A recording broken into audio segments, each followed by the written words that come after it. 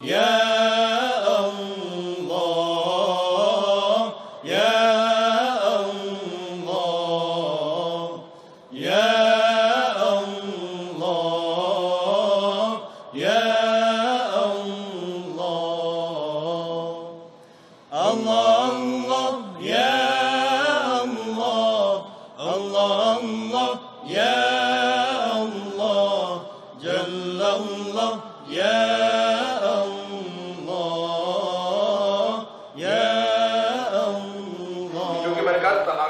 اب ہم نے شروع کیا ہے پاک کرنے کے احکام. تو سب سے پہلے پانی کو بیان کیا کہ پانی کیا ہے اور کون سی قسم پانی کی پاک کرتی ہے. اب اس کے بعد مرحلہ آتا ہے عربی میں اور فارسی میں کہتے ہیں احکام تخلی.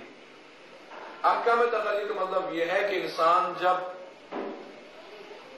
چلا جاتا ہے لیٹرین میں تو انسان پیشاب بھی کرتا ہے پاخانہ بھی کرتا ہے. تو اسلام میں پیشاب اور پاخانے کے بھی احکامات ہیں کہ وہاں جائے تو انسان چند چیزیں وہاں پہ حرام، چند چیزیں واجب، چند چیزیں مکروہ، چند چیزیں مستحب ہیں. ان کا خیال رکھنا بہت ضروری ہے کہ جب انسان پیشاب کرنے کے لیے جائے یا پاخانہ کے لیے جائے.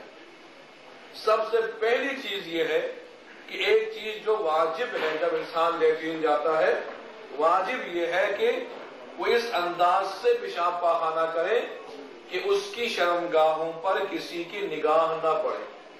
تمام لوگوں سے، ہر ایک سے، اپنے بچوں سے بھی، اپنے گھر والوں سے بھی، ان بچوں سے بھی جو اچھائی اور برائی کی تمیز کر سکتے ہیں، ان سے بھی اپنے آپ کی شرمگاہوں کو، اپنے آپ کو چھپانا واجب ہے.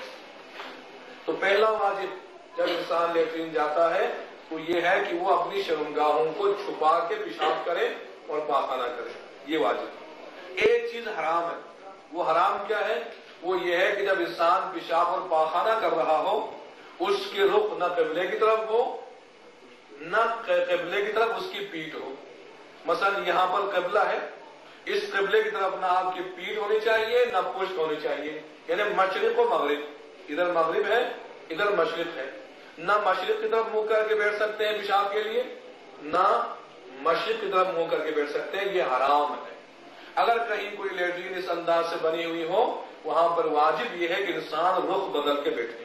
تو انسان جب بھی پیشاب پاخانہ کرے اس پر واجب ہے کہ وہ شمال اور جنوب کی طرف رخ کرے، یا شمال کی طرف یا جنوب کی طرف رخ کر کے پیشاب پاخانہ کرنا اس پر واجب ہے. اور قبلہ اور مشرق کی طرف پیشاب رخ کرنا جو ہے وہ حرام ہے. یہ دو باتیں. اس کے بعد چند چیزیں مستحب ہیں. جب انسان لیٹرین جائے مستحب کا مطلب یہ ہے کہ انسان اس کام کو انجام دے گا تو ثواب ملے گا، انجام نہیں دے گا کچھ نہیں ہوگا. بہتر یہ ہے کہ ان چیزوں کو انجام دے، ان چیزوں کو بجا لائے تاکہ اس کو ثواب مل جائے. پہلا مستحب یہ ہے کہ جب انسان لیٹرین جائے تو لیٹرین جاتے ہوئے اس کا بائیں قدم اس کو اندر رکھنا چاہیے لیٹرین کے اندر. جب باہر آ رہا ہو تو مستحب یہ ہے کہ دائیں پاؤں پہلے باہر رکھیں. یہ مسجد کے بالکل برخلاف ہے، الٹ کرنا ہے. مسجد میں جائیں پہلے دائیں پاؤں اندر رکھیں، نکلے تو بائیں پاؤں پہلے باہر رکھیں، بایاں رکھیں دائیں اندر رکھیں. اسی طرح جب جاتا ہے انسان لیٹرین میں تو بایاں پہلے اندر، نکلتے ہوئے دایاں پہلے اندر رکھیں. یہ مستحب. دوسرا مستحب یہ ہے کہ جب انسان لیٹرین جائے تو اس کا سر ڈھانپا ہونا چاہیے. اس کے سر پہ کوئی ٹوپی ہو، کوئی رومال ہو. یہ مستحب ہے کہ اس کو ثواب ملے گا. اور تیسرا یہ ہے کہ انسان جب لیٹرین میں بیٹھ جائے تو وہ بائیں پاؤں پر زور دے کر بیٹھ جائے. جسم کا جو بوجھ ہے نا وہ بائیں پاؤں پہ ڈالیں کیونکہ اس میں رفع حاجت کے لیے آسانی پیدا ہو جاتی ہے. یہ تین ہے.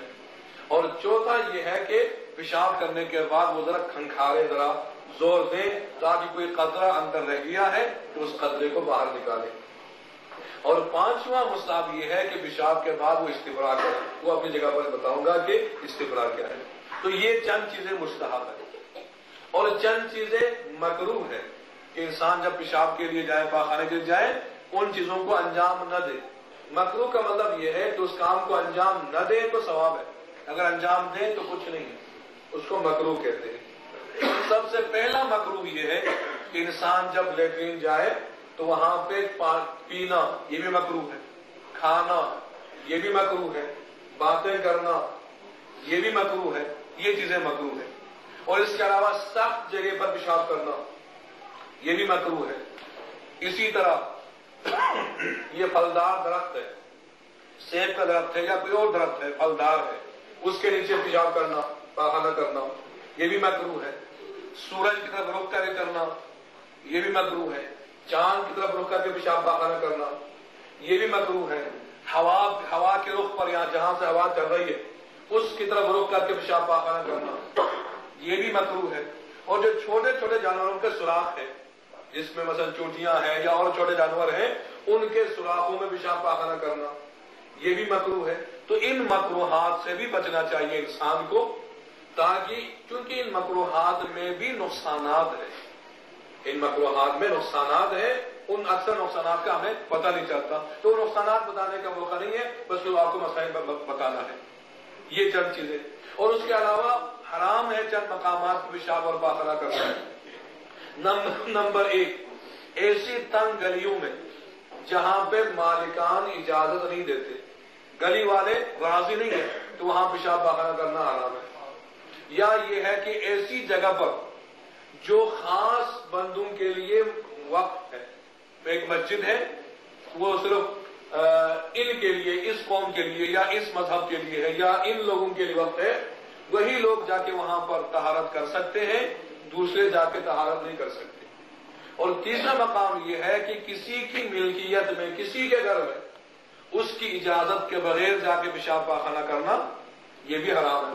اور اسی طرح مومن کی قبر پر، مومنین کی قبور پہ جا کے پیشاب پاخانہ کرنا جو ان کے لیے باعث توہین ہے، قبر کی توہین بھی حرام ہے. جس طرح مومن کی عزت ہے، مومن کی قبر کی بھی عزت ہے. قبر کی یہاں تک عزت ہے، قبر کی کتنی عزت ہے؟ ایک جوان آیا رسول اکرم صلی اللہ علیہ وسلم،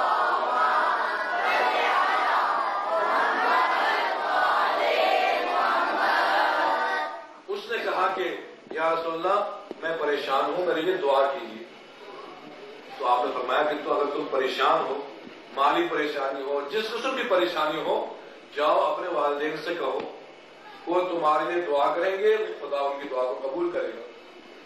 اس نے کہا کہ میرے والدین زندہ نہیں ہیں، میرے والدین زندہ نہیں ہیں. تو آپ نے فرمایا اگر تمہارے والدین زندہ نہیں ہیں تو جاؤ جہاں پہ ان کو تم نے دفن کیا ہے ان کی قبر پہ جا کے دعا کرو، ان کی قبر پہ جا کے دعا کرو تو تمہاری دعا ان کے قبر کے صدقے میں خدا قبول کرے گا. یہ دیکھیں قبر کی کتنی اہمیت ہے. اب بعض روایت میں یہ بیان ہوتا ہے کہ وہ کہتا ہے کہ میرے والدین کی قبر کی نشانی بھی نہیں ملتی، ہمیں پتہ نہیں کہاں ہے ان کی قبر، چھوٹی عمر میں وہ فوت ہو گئے.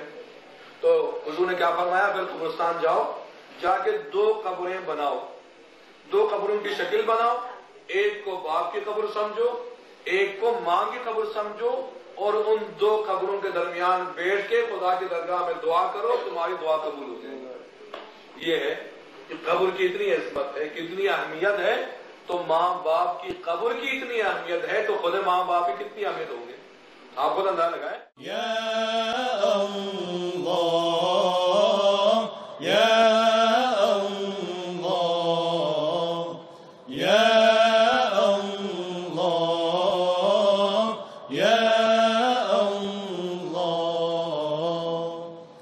اللہ یا اللہ اللہ یا اللہ جل اللہ